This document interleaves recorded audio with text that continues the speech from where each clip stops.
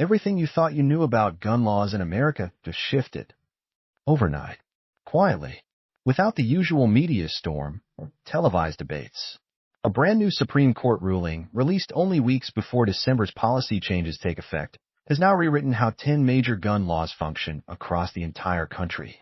If you own a firearm, carry a firearm, store a firearm, or ever plan to defend your home, these changes will impact you in ways most people haven't realized yet. For years, courts, states, and agencies have interpreted the Second Amendment with wide freedom, sometimes to protect rights, but very often to restrict them.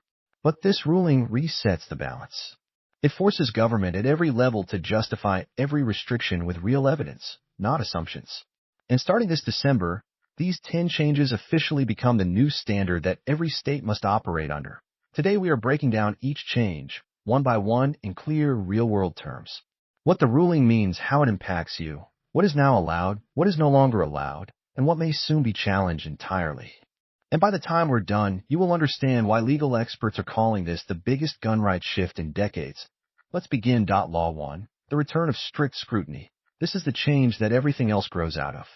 For years, when states passed gun laws, limits on carry, restrictions on storage, bans on certain locations, courts gave it enormous freedom. They only needed to prove that a law might possibly be helpful, or that a restriction might theoretically reduce harm. No evidence. No data. Just guesses. All of that ends now. The Supreme Court made it clear, going forward, strict scrutiny is the standard for nearly all gun regulations. That means the government must prove its law is backed by compelling reason and is the least restrictive option possible. Not just somewhat justified. Not just beneficial in theory. Compelling. Necessary. Narrowly tailored. And for the first time, the burden doesn't fall on you to explain why a law violates your rights. The burden is entirely on the government to justify the restriction. Legal analysts are already saying this one shift places hundreds of existing state laws at risk. Laws that were once considered safe because they were politically popular or emotionally charged now face serious review. Because under strict scrutiny, popularity doesn't matter. Predictions don't matter. Only evidence does. The ripple effect of this ruling is already being felt in federal courts across the country. And December will be the first month in which states must begin adjusting their laws to meet this new standard or risk having them overturned entirely. Law 2. Civil lawsuit protection for lawful self-defense. Imagine protecting yourself or your family, surviving the encounter, and then suddenly receiving a lawsuit from the very person who attacked you or from their family. This has happened in dozens of cases nationwide. Homeowners, business owners, and concealed carriers who acted lawfully still found themselves dragged into civil court, sometimes losing hundreds of thousands of dollars. But this ruling changes everything. Under the new standard, if you use your firearm in lawful self-defense, civil lawsuits are blocked from the start. The attacker or their family must first prove, in criminal court, that your actions were unlawful. Only then can they even attempt a civil claim. This flips the typical process upside down. Instead of you having to defend yourself twice, the law now protects you once your actions are confirmed to be legal. For the average gun owner, this is one of the most important changes. It safeguards your home, your finances, and your future. And yet, most Americans still don't know this protection has now been recognized nationwide. Law 3.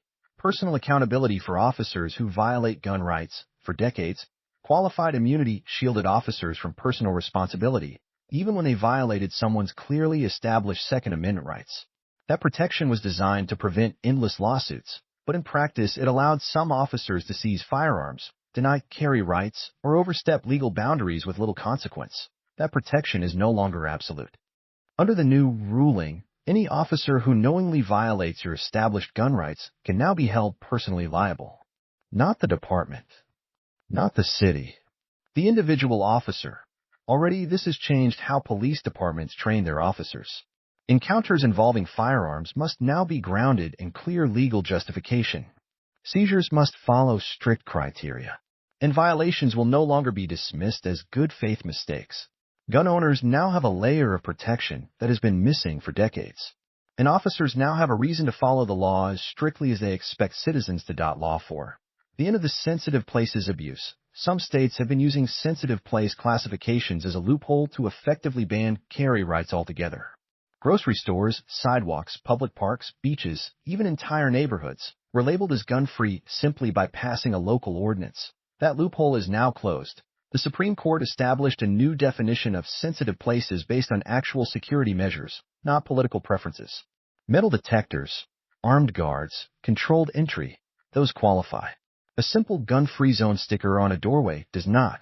This ruling forces states to trim their lists dramatically. Some states must remove more than 80% of their current restricted zones. And private businesses still retain their rights. But the government can no longer criminalize you simply for entering with a firearm unless security measures are in place to justify the restriction. This restores balance. Carry rights now means something again. Law 5. The 60-day deadline for carry permits. For many gun owners, the permit process has been a silent form of denial. Applications delayed for months or years. Requests for more documents without explanation. Files lost. Phones unanswered. That ends December 1 st. Under the new rule, the state has exactly 60 days to approve or deny your permit. If they fail to act, the permit is automatically approved. They must provide full written explanations for any denial, and they cannot pause the clock or demand endless extra documents unless specific legal issues exist. In many states, permit approvals have already surged as departments scramble to meet the new deadline. This is one of the most practical and immediate benefits for everyday gun owners. Law 6. Freedom to store firearms and ammunition accessibly. Some states required ammunition to be stored in separate locked boxes. Some demanded firearms and ammunition be stored on different floors of a home. These were restrictions that sounded reasonable on paper but made firearms nearly useless in an emergency. The Supreme Court ruled that any law preventing immediate access to a firearm and ammunition in a life-threatening situation is unconstitutional. This doesn't force unsafe storage. It simply allows you, not the government, to decide what safe and immediate access looks like for your household.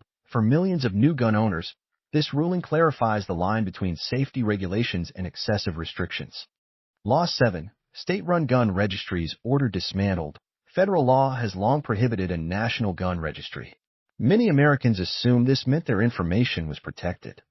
But for years, some states created their own databases, tracking firearm models, serial numbers, and ownership records. The new ruling declares these registries a violation of federal law and orders them dismantled within 180 days. States must provide written confirmation to affected gun owners once records are destroyed. Some states are resisting, but the ruling is clear. There is no legal space for individual owner firearm registries at the state level. This restores privacy protections that have slowly eroded over decades. Law 8. ATF cannot revoke licenses for simple paperwork errors. Gun dealers across the country have long faced a harsh reality. One wrong date, one misplaced digit, or the wrong color pin could lead to a permanent license revocation. These were not criminal violations. They were clerical mistakes. The Supreme Court has now declared that the ATF must prove actual criminal wrongdoing before revoking a federal firearms license. Administrative mistakes must be addressed through warnings and correction periods, not punishment. This ruling protects small businesses, local gun shops, and home-based FFLs from unjust shutdowns. It removes fear from honest dealers and refocuses enforcement on actual criminal activity.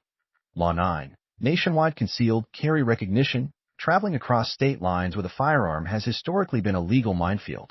A permit valid in one state might be meaningless the moment you cross the border. The ruling changes that landscape dramatically. As long as your concealed carry permit is valid in your home state, it is now recognized in the vast majority of states across the country.